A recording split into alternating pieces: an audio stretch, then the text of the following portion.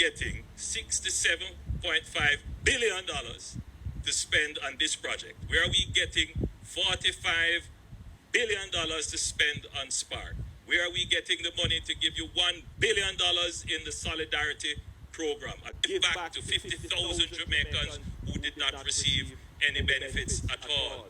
On PATH or any of the social safety net, and they did not receive the reverse tax credit. Where did that come from?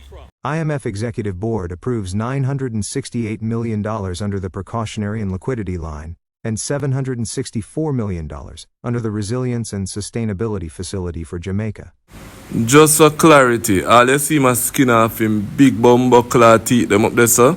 A $268 billion that Iman Nigel borrow from IMF. Fully done. March 2, 2023. The Executive Board of the International Monetary Fund approved a 24-month arrangement under the Precautionary and Liquidity Line PLL in the amount of $968 million. The Executive Board also approved $764 million under the newly created Resilience and Sustainability Facility RSF. The 24-month arrangements will provide insurance against global risks and strengthen physical and fiscal resilience to climate change, advance decarbonization of the economy, and manage transition risks.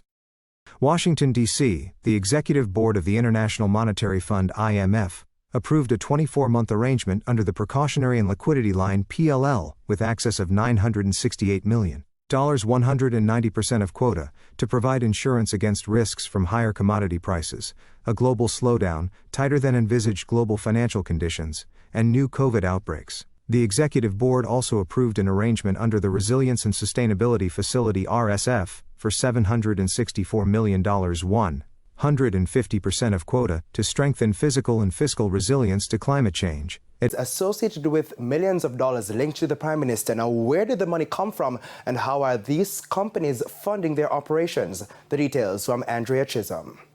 In Primetime News Tuesday, we told you about Positive Media Solutions Limited, a company linked to Prime Minister Dr. Andrew Holness and incorporated in October 2020.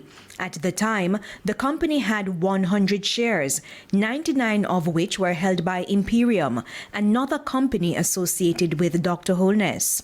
In 2022, the shares were given to Andrew Matthew Holness, the son of the Prime Minister. So what is Positive Media and what does the company do? According to the Integrity Commission report, it manages the intellectual property of the Prime Minister's digital domain, such as social media accounts.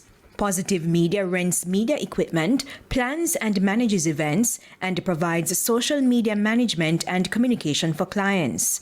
Such clients include the Positive Jamaica Foundation, also operated by the Prime Minister, West Central St. Andrew Trust, which bears the name of the Prime Minister's constituency, the Jamaica Labour Party, and another company called Green Emerald Trading. Despite having those clients, the Integrity Commission said Positive Media filed a nil tax return for 2021 and 2022. That means the entity did not declare any income or expenses for the years stated. However, the management account statement of Positive Media indicated the company earned over $20 million for the year ending 2021. In 2021 and 2022, Positive Media also transferred millions to Imperium, close to 67 million Jamaican dollars and almost 42,000 US dollars. The money was described as short-term loans and advances. Now, the Integrity Commission also pointed out that Green Emerald, a client of Positive Media, lent Positive Media over $20 million between March 2021 and May 2022.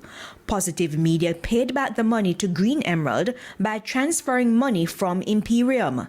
Another interesting tax development, Green Emerald also filed a nil tax return for 2021, and for its 2022 tax returns, it declared income of over $355,000.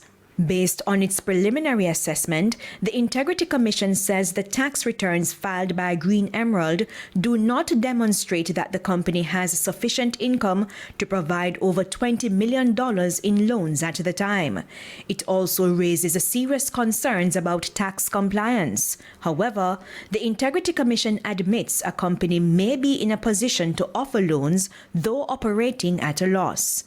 Based on the findings, the Integrity Commission reiterated the need for the Financial Investigations Division and the Tax Administration Jamaica to probe the matter and find out if the companies are operating within the law.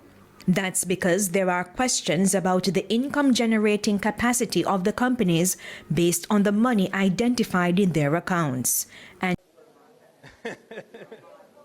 fully done.